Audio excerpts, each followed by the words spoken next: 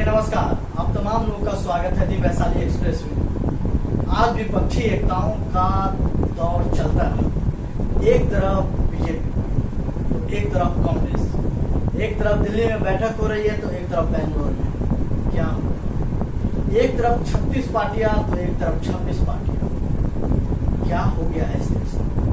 सभी लोग गठबंधन की राजनीति को हवा दे रहे हैं। एकला चले रे का नाता और नारा फेल हो रहा है।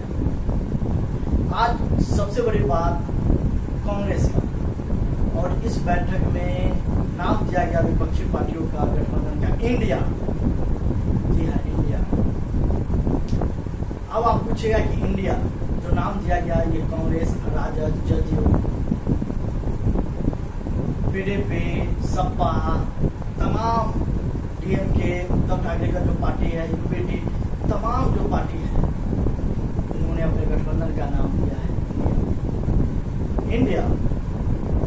India national democratic inclusive alliance, और इसका टक्कर होगा एनडीए से, नेशनल डेमोक्रेटिक अलायंस, जो बीजेपी यानी नरेंद्र मोदी। और आगे जैसे जैसे राजनीति उठा पटक लेगी वैसे वैसे हलचल मचेगी। आज तमाम मीडिया जगत में दिल्ली की खबरें और बेंगलोर की खबरें छाई हुई। इस तमाम मुद्दों पर विभिन्न पार्टियों के नेताओं ने क्या बोला क्या नहीं वो भी सुनवाए। चाहे लालू प्रसाद यादव राजद सुप्रीमो हो, या तृणमूल कांग्रेस की ममता बनर्जी, या सपा के अखिलेश यादव, तमाम लोगों ने खुलकर बोला। और सबसे बड़ी बात, कांग्रेस के नेता राहुल गांधी ने भी बहुत कुछ बोला। और सुनिए तमाम, और जो लोग नए हैं फॉलो करें, सब्सक्राइब करें और शेयर करें दी वैशाली एक्सप्रेस। ये मीटिंग जरूरी क्यों है? ज़रूरी है देश के लिए, देश को बचाना है, डेमोक्रेसी को। इसलिए हर हालत में देश के किसान, मजदूर, नौजवान, माइनॉरिटी सबकी रक्षा करना है। नरेंद्र मोदी के शासन में बिल्कुल समूचा समाप्त हो चुका है। हम सब लोग एक साथ इसलिए आए हैं क्योंकि देश के लोकतंत्र, देश के संविधान, देश की जो भाईचारा है, जो डाइवर्सिटी है इस देश की, उसको बचाने के लिए हम लोग सब लोग एकजुट हुए हैं। और जिस तरह से संवैधानिक संस्थाओं पर दुरुपयोग कराया जा रहा है, जिस हिसाब से देश की संपत्तियों को बेचा जा रहा है, चाहे किसान हो, चाहे युवा हो, चाहे महंगाई हो, इन सारे जो असल मुद्दे हैं इन पर बात ना करके जो जहर की बातें जो है, जो नाकों से चलती हैं, उसकी बात की जा रही है। इसलिए हम सब लोग मजबूती के साथ एक साथ हैं। मीटिंग ज़रूरी इसलिए है, देश को बचाना, लोगों को बचाना, पॉलिटिकल लीडर के साथ जिस तरह व्यवहार हो रहा है। और मैं ये कहता हूँ कि देश की 2/3 जनता भारतीय जनता पार्टी के खिलाफ है, 2/3 जनता खिलाफ है। तो इस बार भारतीय जनता पार्टी का सफाया होने के लिए सब एक हैं। देखिए, देश को एक मजबूत विकल्प चाहिए।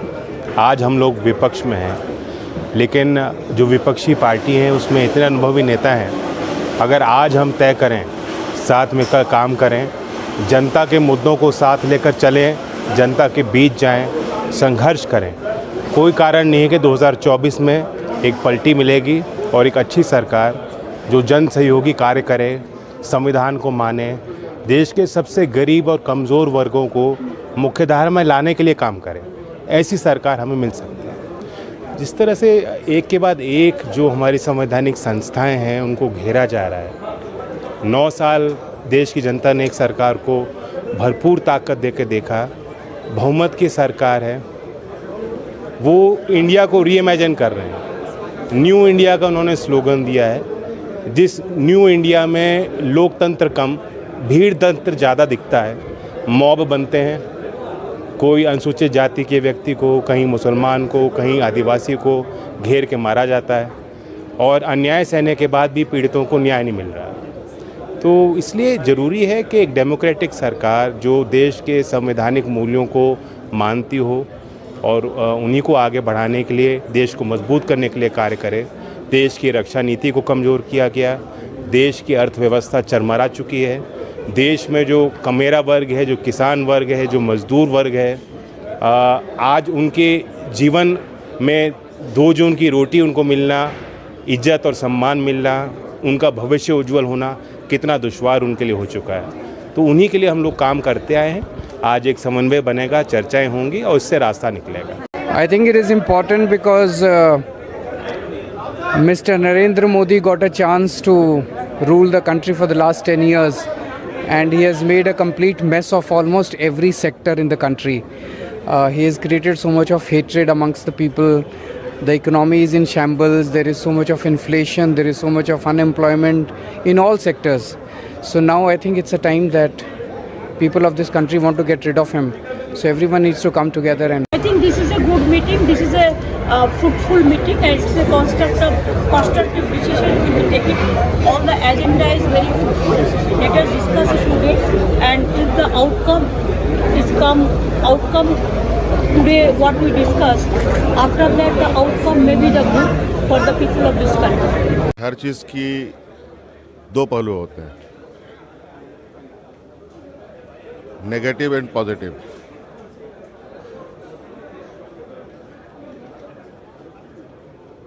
शुरुआत और अंत, पावर में भी नेगेटिव पॉजिटिव होती है।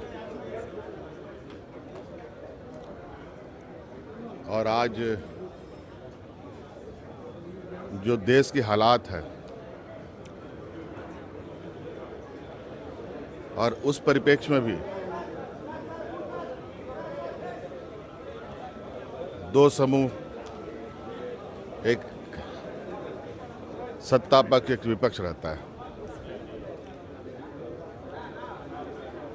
और वर्तमान सरकार के द्वारा जो देश में हालात बनाई गई है, उसी को लेकर आज ये एक बैठक है, उस पर discussion. See, the meeting is particularly important because of the situation. Because India has, this has been an unprecedented situation for modern India, for post-independence India. We are having a complete assault on the democracy, and not just by the state, by private militia. So the BJP is out to destroy the country in every possible way. So this is why I think it is very important for opposition parties to come together in defense of the constitution, in defense of democracy, and to save the country and to resist this backward push.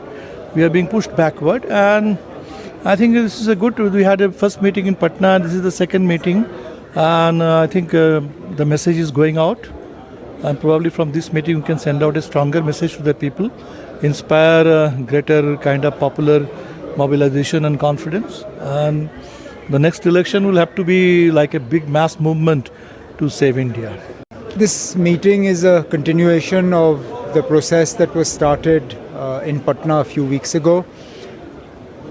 I think it's important that we put up a united stand against everything that is going wrong in this country, particularly the way in which the constitution is being eroded, the way in which the secular fabric of this country is being undermined, and all sensible parties need to come together and unite in opposition to this. Meeting ज़रूरी इसलिए है, देश को बचाना, लोगों को बचाना, political leader के साथ जिस तरह व्यवहार हो रहा है, और मैं ये कहता हूँ कि देश की 2/3 जनता भारतीय जनता पार्टी के खिलाफ है, 2/3 जनता खिलाफ है। तो इस बार भारतीय जनता पार्टी का सफाया होने के लिए सब एक हैं। Indian National Developmental Inclusive Alliance मतलब इंडिया। लड़ाई एनडीए और इंडिया के बीच में है, नरेंद्र मोदी जी और इंडिया के बीच में है, उनकी विचारधारा और इंडिया के बीच में है।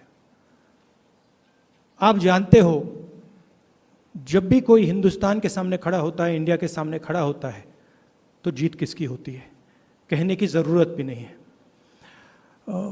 मैंने कहा दूसरी मीटिंग है, इसके बाद हमारी मीटिंग महाराष्ट्र में होगी, और हमने निर्णय लिया है, सब ने निर्णय लिया है कि अब हम एक एक्शन प्लान तैयार करेंगे जहां हम एक साथ मिलकर देश में हमारी विचारधारा के बारे में और जो हम देश के लिए करने जा रहे हैं उसके बारे में बोलेंगे।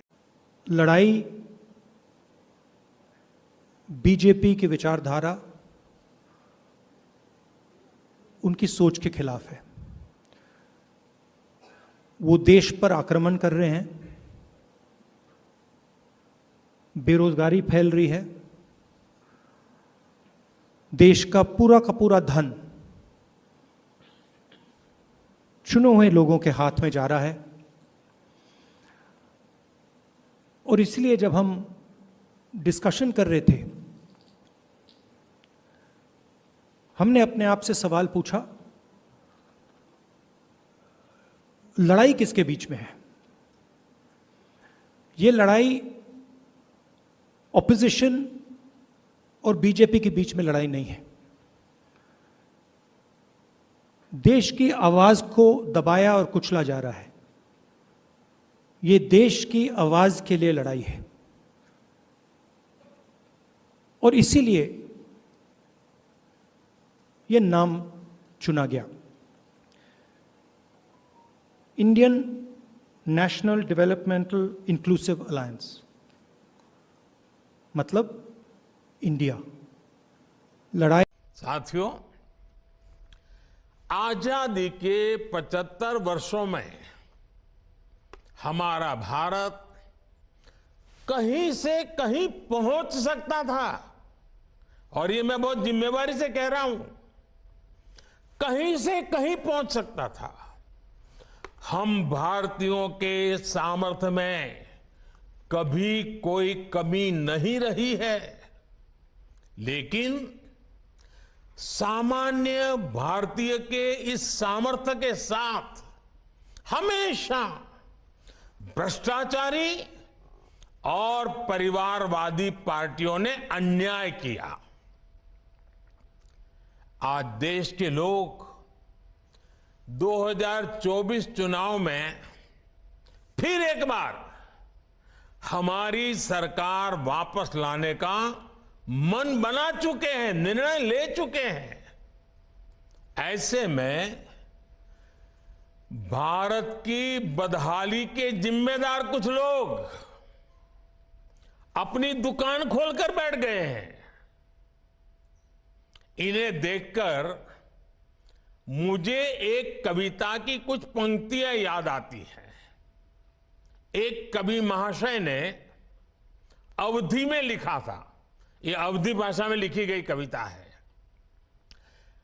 गायित कुछ है, हाल कुछ है, लेबिल कुछ है, माल कुछ है।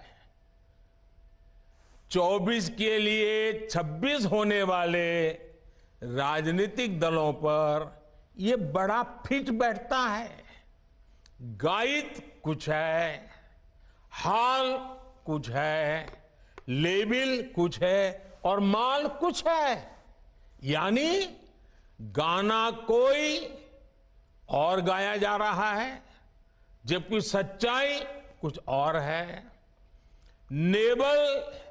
लेबल किसी और का लगाया गया है, जबकि प्रोडक्ट कुछ और ही है। इनकी दुकान की यही सच्चाई है।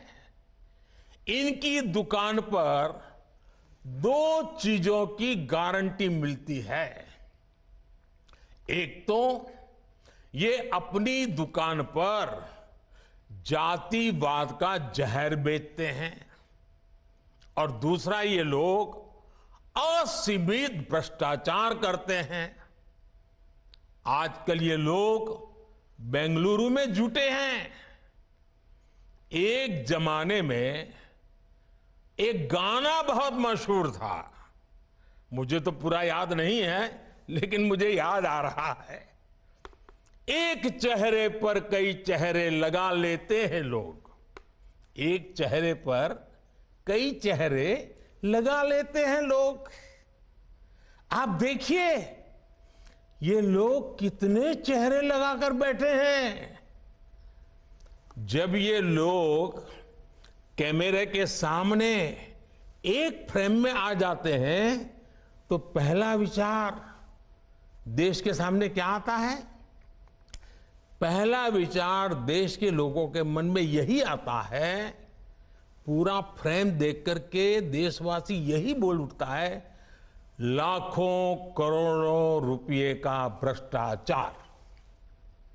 इसलिए देश की जनता कह रही है कि ये तो कट्टर भ्रष्टाचारी सम्मेलन हो रहा है, कट्टर भ्रष्टाचारी सम्मेलन हो रहा है।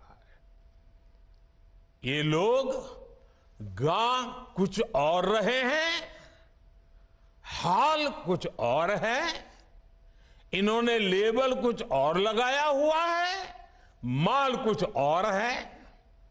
इनका प्रोडक्ट है 20 लाख करोड़ रुपए के घोटाले की गारंटी। 20 लाख करोड़ रुपए के घोटाले की गारंटी। साथियों, इस बैठक की एक और खास बात है, अगर कोई करोड़ों के घोटाले में जमानत पर है तो उसे बहुत सम्मान की नजर से देखा जाता है। अगर पूरा का पूरा परिवार ही जमानत पर है तो उसकी और ज्यादा खातिरदारी होती है। अगर किसी दल का कोई वर्तमान मंत्री भ्रष्टाचार के मामले में जेल जाता है तो उसे एक्स्ट्रा नंबर देकर स्पेशल इनवाइटी बुलाकर बुलाया जाता है। अगर कोई किसी समाज का अपमान करता है, अदालत से सजा पाता है तो उसकी बड़ी आवाभगत होती है। अगर कोई अदालत से करोड़ों के घोटाले में दोषी पाया गया है तो इस बैठक में शामिल होने की उसकी क्वालिफिकेशन और बढ़ जाती है। बल्कि ये लोग तो उससे मार्गदर्शन मांगते हैं। भ्रष्टाचार को लेकर इनमें बड़ी आत्मीयता है, बड़ा प्रेम है। इसलिए 20 लाख करोड़ रुपए के भ्रष्टाचार की गारंटी देने वाले ये लोग बड़े प्रेम से, बड़ी आत्मीयता से आपस में मिल रहे हैं।